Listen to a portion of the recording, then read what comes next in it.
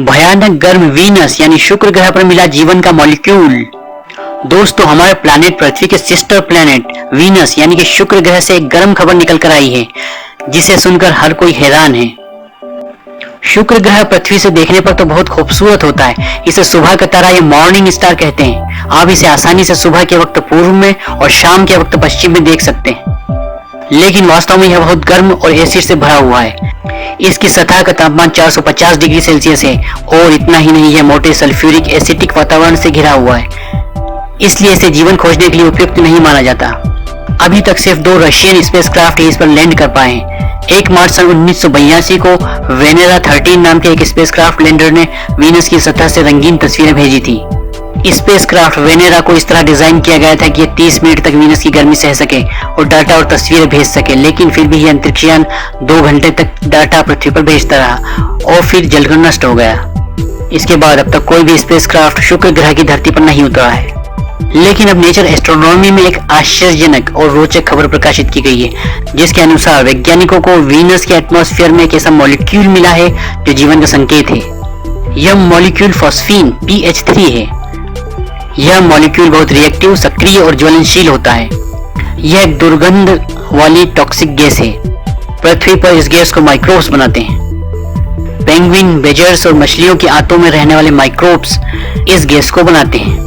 पृथ्वी के वातावरण में यह बहुत कम मात्रा में मिलता है, ट्रेस एलिमेंट्स के रूप में, क्योंकि यह बहुत जल्द ऑक्सीजन से क्रिया कर नष्ट हो जाता है। अब मजेदार बात यह है कि पृथ्वी पर ऑक्सीजन की प्रचुर मात्रा है, इसलिए इसे तो वातावरण में मिलना ही नहीं चाहिए। लेकिन क्योंकि माइक्रोब्स लगातार फॉस्फीन बनाते रहते हैं, इसलिए इसकी वातावरण में सप्लाई बनी रहती है। यही कारण है कि इस मॉलिक्यूल को किसी भी ग्रह पर जीवन के संकेत, सिग्नेचर ऑफ लाइफ के रूप में देखा जाता है। शुक्र ग्रह के वातावरण में इसे तो मिलना ही नहीं चाहिए, क्योंकि यह बहुत क्रियाशील है। अब सवाल यह उठता है कि पृथ्वी पर तो माइक्रोब्स लगातार इस मॉलिक्यूल को बना रहे हैं, लेकिन शुक्र ग्रह पर इसे कौन बना रहा है? जब वैज्ञानिकों को पृथ्वी से 1000 गुना ज्यादा फॉस्फीन शुक्र ग्रह पर मिला तो उन्हें यकीन नहीं हुआ।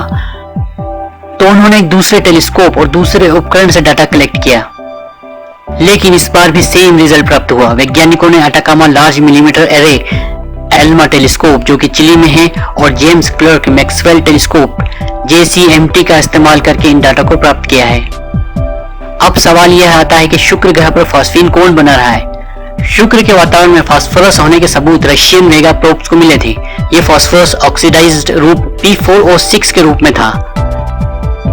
यूनिवर्सिटी ऑफ कार्डिफ के एस्ट्रोनॉमर्स जेन ग्रीव्स और उनके सहयोगियों ने 100 तरह के केमिकल रिएक्शन करके ट्राई किया कि किसी तरह वो P4O6 से फॉस्फीन बना सके, पर वे नाकाम रहे। फिर उन्होंने सोचा कि क्या वोल्केनो से शुक्र पर फॉस्फीन बन रहा है, पर उन्होंने पाया कि इसके लिए शुक्र पर पृथ्वी से 1000 गुना ज्यादा वोल्केनोज होने चाहिए, तब इतनी मात्रा में फॉस्फीन बनेगा। कहीं ऐसा तो नहीं किसी एस्टेरॉयड इंपैक्ट या सोलर फ्लेयर्स या फिर लाइटनिंग से शुक्र ग्रह पर फॉस्फीन बन रहा हो?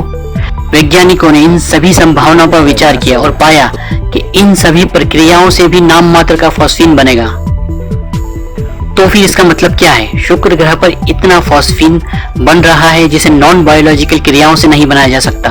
तो फिर हमारे पास एक ही ऑप्शन रह जाता है कि हम यह सोचें कि क्या शुक्र पर माइक्रोब्स इतना फॉस्फीन बना रहे हैं। दोस्तों, मार्स के वातावरण में मीथेन गैस का मिलना भी एक गर्म बहस का मुद्दा बना हुआ है। कुछ वैज्ञानिक इसे जीवन का संकेत मान रहे हैं और कुछ नहीं। अब एक और signature of life molecule phosphine आ गया है, जो कि डिबेट का विषय बनेगा। दोस्तों, आप सोच रहे होंगे कि ऐसे में हमें एक स्पेसक्राफ्ट और प्रोब वीनस पर भेजना चाहिए, जो कि काफी डाटा और तस्वीरें पृथ्वी पर भेजे और हम सच जान पाएं। तो आप जानकर खुश होंगे कि ESA यूरोपियन स्पेस एजेंसी शुक्र ग्रह पर एक मिशन भेजने पर विचार कर रही है। भविष्य में हम वीनस पर जीवन है या नहीं, इस राज को जान जाएंगे। तो दोस्तों, इन हैरान कर देने वाले साइंस न्यूज स्टोरीज को सुनकर आपके दिमाग में क्या क्या थॉट्स आए हैं, प्लीज हमारे साथ कमेंट्स में डिस्कस जरूर करें।